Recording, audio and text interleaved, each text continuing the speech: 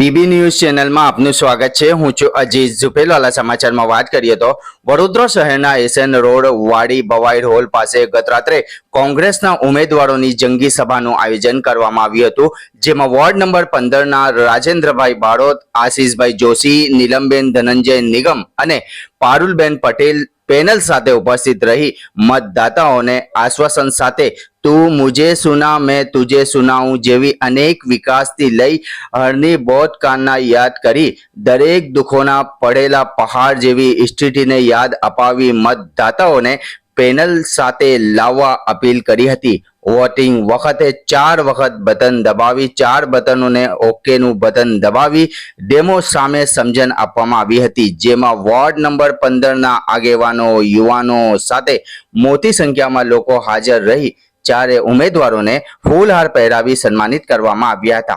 Report अजीज झुपेलवाला। वकालत करना ये भी मजहबी फरीजों में से आता है। तो मेरा कहने का मतलब ये 14 निगम, पारुलबेन पटेल और हितेश कुमार माझी आ रहे हैं, तो मैं आप लोगों से वो सब जगह अच्छा काम करने के विचार करेंगे। पर मेरे सुन्नी जमात कौमे बवाहिर के सेक्रेटरी बारिक भाई छोवाला से गुजारिश करूंगा कि वो हितेश भाई माथी जी નો ફોટો બતાઈ અને આપણને છેતરી લીધા છે, આપણું કશું નથી રાખ્યું। પાછા પેલા ભાઈ જીતने के बाद ही हार नहीं पेड़ो आगे बापू पेड़ो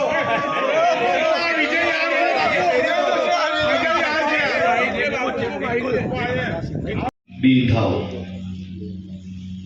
प्रेस रिपोर्टर जब शूटिंग ले रहे थे प्रेस वाले रो रहे थे। ऑन द स्पॉट मुख्यमंत्री प्रोग्राम का आगाज करने के लिए मैं गुजारिश करूंगा हाफिज मोहम्मद सिद्दीक गरीबावाला को यहाँ स्टेज पर आए और कलामी तिलावत का पेश करें। जनाब मोहम्मद सिद्दीक गरीबावाला।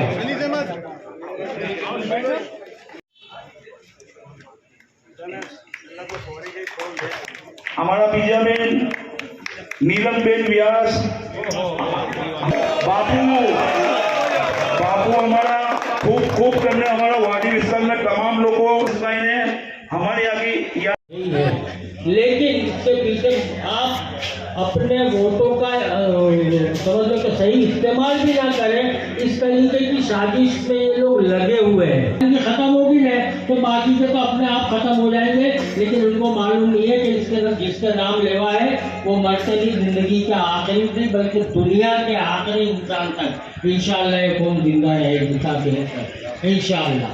तो कहने का मतलब ये था कि उस दिन हमारे नौजवान दोस्तों से मेरी बहुत दर्दमंदाना अपील है कि 60-65 नहीं बल्कि 80-85% करो, न मुमकिन हो तो 90% पे ले जाओ, तभी हम अपने उम्मीदवारों को जिता पाएंगे। अच्छा, दूसरी बात यह है कि इन उम्मीदवारों में से 4 में से 2 को तो मैं बहुत अच्छी तरह जानता हूँ। उनका रोल पिछले कॉरपोरेशन में बहुत अच्छा रहा है, खास करके आशीष जोशी जो मेरा दोस्त थे।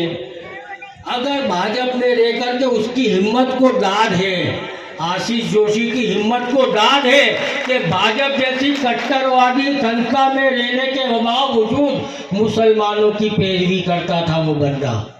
कांग्रेस ने हमको जो उम्मीदवार दिए वो चारों के चारों मालूम है, सिर्फ वाड़ी मोटी बोरवाड़ या मोगलवाड़ा, नालबनवाड़ा, गानो, बावमान, टाईवाड़ा नहीं, बड़ौदा शहर का जो भी मुस्लिम इलाका देख लो ना, उसके अंदर एंट्री लेते ही हम लोग को महसूस होता कि कोई मुस्लिम इलाके में हम आ चुके हैं। इससे पहले जो चीफ मिनिस्टर हुआ करते थे गुजरात के, उनको गांधीनगर में जाके हमने कहा था कि साहेब गुजरातना घણા બધા મુસ્લિમ વિસ્તારો એવા છે કે જે સ્વર્ણિમ ગુજરાતની બહારના વિસ્તારો અમને લાગે છે। उस वक्त नरेंद्र मोदी जो फिलहाल वड़ा प्रधान है, उन्होंने एक नारा दिया था स्वर्णिम गुजरात का। मैंने गुजरात को इस तरीके से स्वर्ण में हम लोग बनाएंगे तो उसमें मुस्लिम एरिया तो बिल्कुल बाकाती रह गए थे। लिहाजा मेरा कहने का मतलब ये है कि हम अपने इन उम्मीदवारों को अगर भारी अक्सरियत से जिता के भेजते हैं, तो मैं समझता हूँ कि हमारे अपने एरिया के तो काम होंगे, लेकिन हमारे कौम मिल्लत के बहुत सारे काम ऐसे हैं जो बाकी है, जिसकी आवाज़ उठाने वाला कोई नहीं है। लेके आप देखो ने, मेरे को अच्छी तरह मालूम है कि विधानसभा गुजरात में 12 मुस्लिम एमएलए हुआ करते थे। अगर मेरी उम्र के बराबर लोग हो तो उनको मालूम हुआ। ભૂલી જજે આજે જેને ચમકારો મરી ગયો છે ડભોઈમાં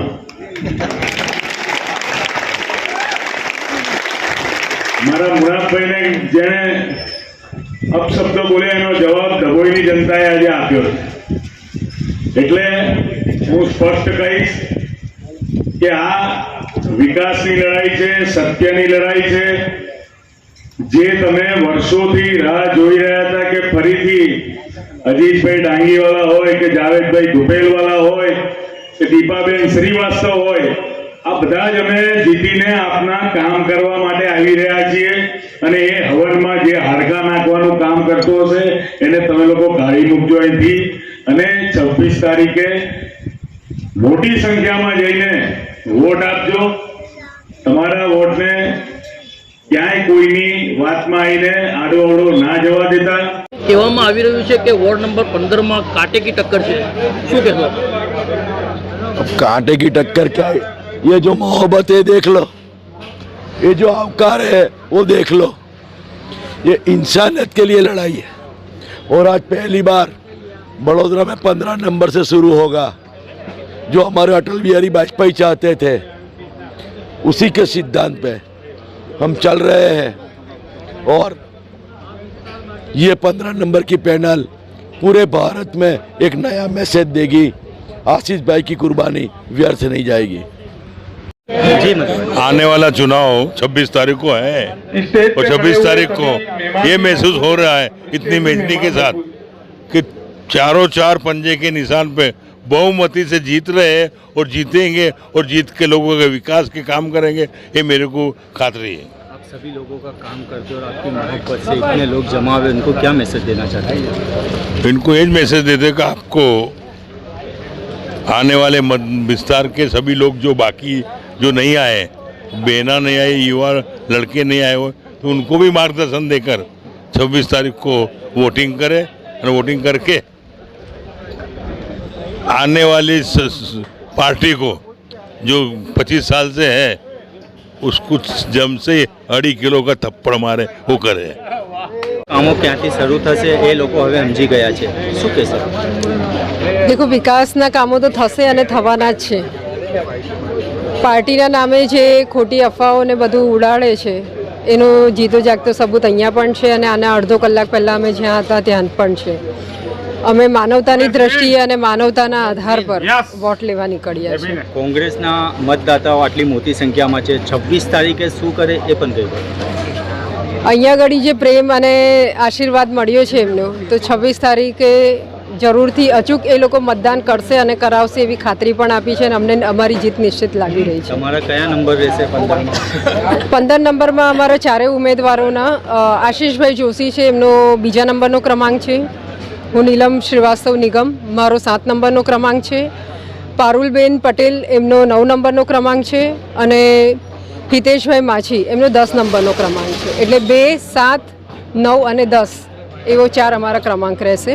દીપાબેન, આ વખતે કેવું લાગે છે, પરિવર્તન આવશે? પરિવર્તન આવશે। દીપાબેન 14 નંબરમાંથી લડે છે અને હું 15 નંબરમાંથી લડી રહી છું। બંને બહેનો જીતીને આવીશું અને સારા એવા વડોદરા મહાનગરપાલિકામાં જેવી રીતે મારા પપ્પાએ એમનું નામ કર્યું હતું એવું અમે નામ કરીશું। ઘંટી છે તેમને ક્લિક કરો જેથી અપડેટ ન્યૂઝ તમારા સુધી પહોંચી શકે।